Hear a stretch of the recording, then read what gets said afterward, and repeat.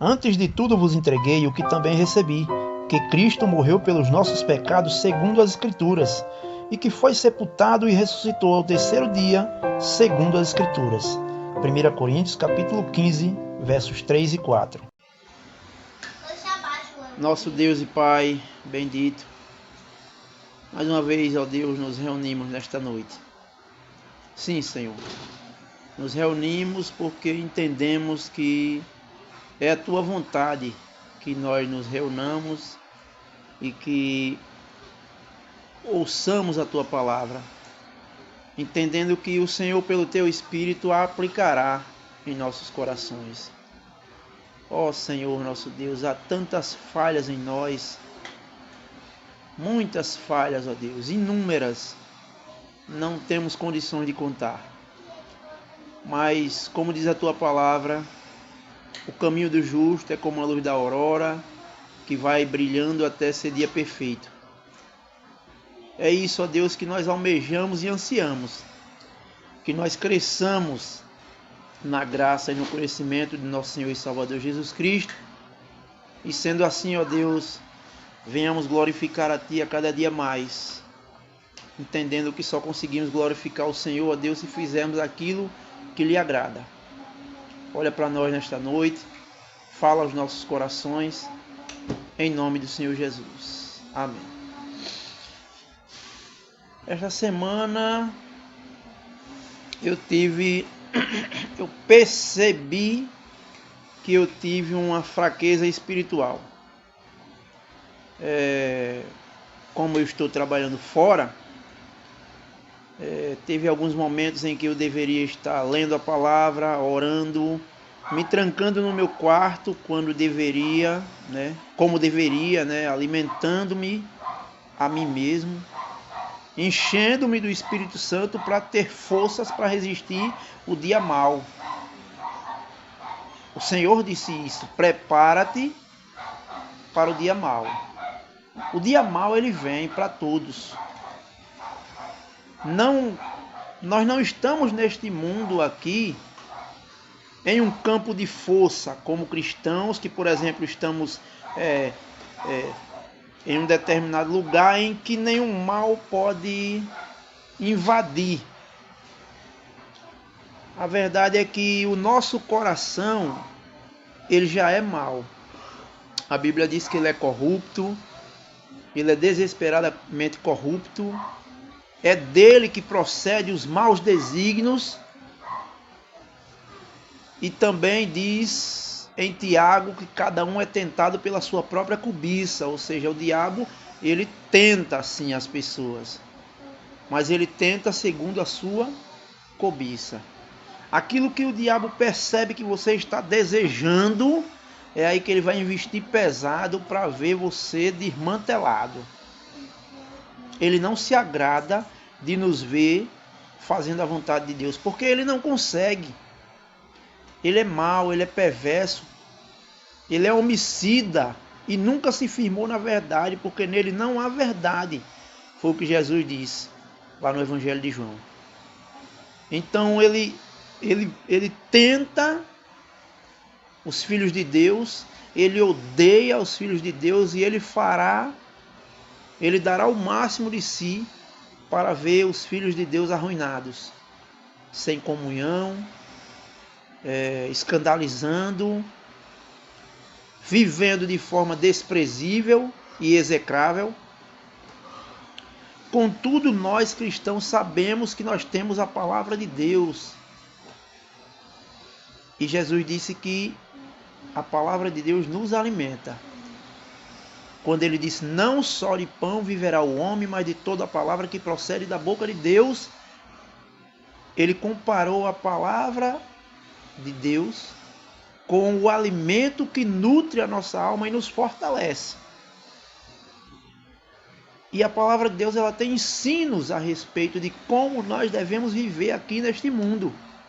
Orar, vigiar, meditar de dia e de noite, para que assim nós possamos a cada momento da nossa vida adorar a esse Deus que nos chamou para adorá-lo. Nós somos adoradores. Jesus disse à mulher samaritana, né? Deus procura pessoas que o adorem. Deus é espírito e importa que os seus adoradores o adorem em espírito e em verdade, porque são esses os que o Pai procura para adorarem. E nós somos adoradores. Mas muitas vezes nós desviamos a nossa adoração do Deus único e verdadeiro, que nos fortalece, que nos alimenta, que nos sustenta, que nos supre, que nos consola, que nos corrige, que nos repreende, que nos ama, a ponto de ter dado o seu único filho. E quando nós nos desviamos deste amor bendito, nós procuramos nos deleitar nos prazeres que o mundo oferece. Prazeres esses temporais que vão acabar e que muitas vezes, quando nós amamos o mundo, como João escreveu lá em sua carta, se alguém amar o mundo, o amor do Pai não está nele. Quando nós amamos o mundo, nós automaticamente nos afastamos do Deus Todo-Poderoso que preparou para nós a glória eterna.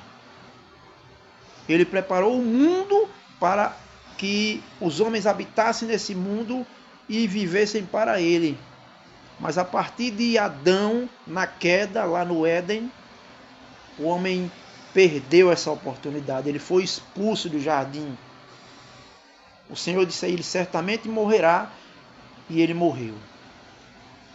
E a morte tem vários sentidos, né? Nós entendemos que ele não morreu ali automaticamente, mas espiritualmente ele morreu. Ele perdeu aquela comunhão, aquela conexão que ele tinha com Deus, que todos os homens hoje, por consequência disso, perderam.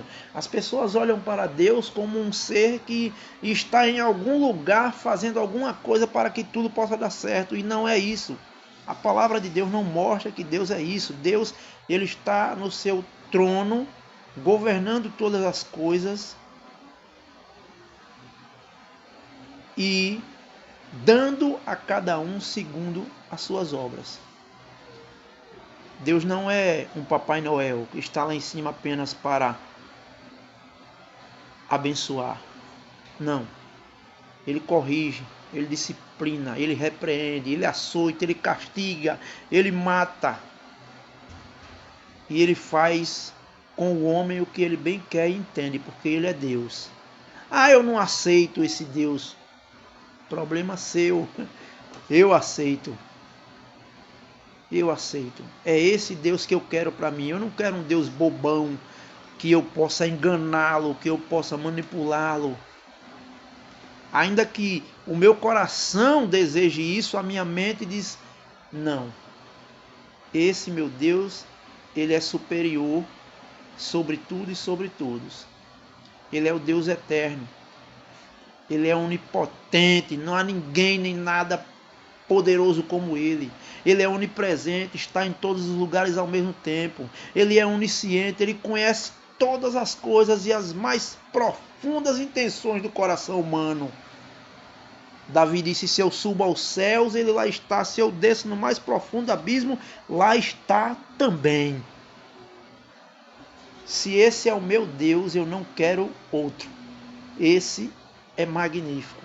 Esse é maravilhoso. Esse é esplêndido. Esse é... não há palavras para descrever.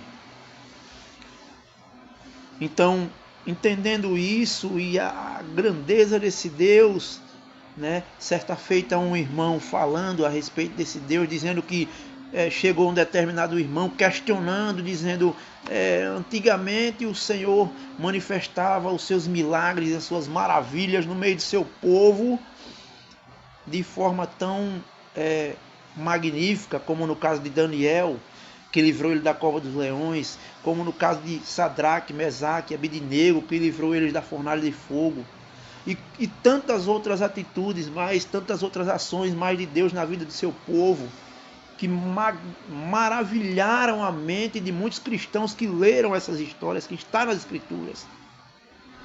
E ele questionou dizendo: por que Deus não se manifesta mais hoje assim? E a verdade é que nós queremos ver a grandeza de Deus, o poder de Deus, as maravilhas de Deus, mas nós não queremos pagar o preço. Daniel orava 3 vezes ao dia. Sadraque, Mesaque e Abednego não se rendeu aos prazeres do mundo e às... como é que o texto diz lá?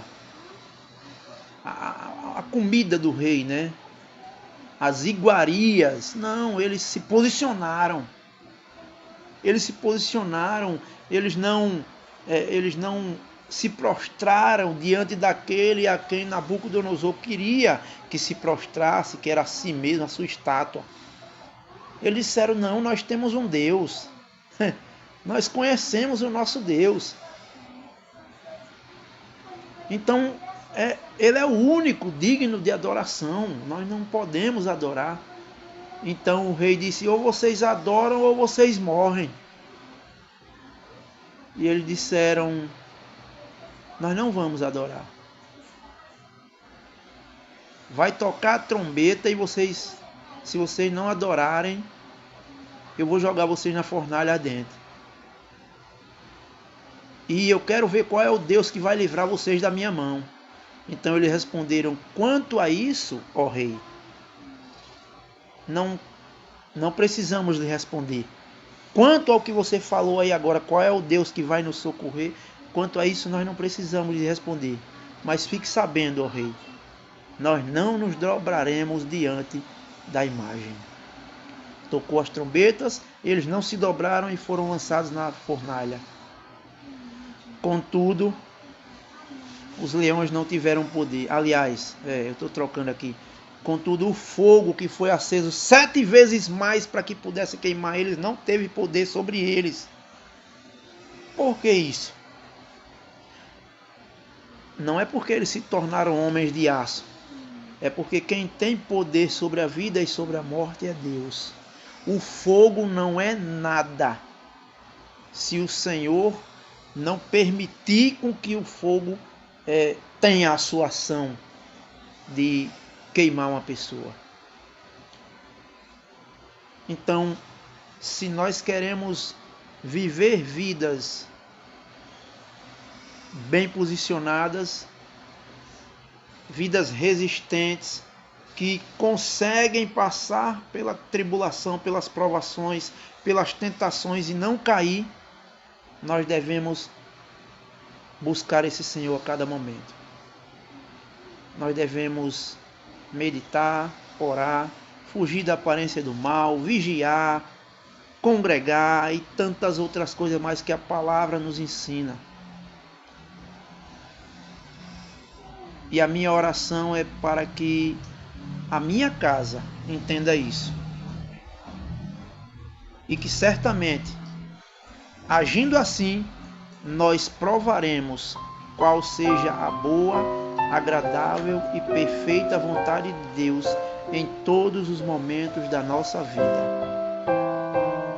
Que Deus nos abençoe.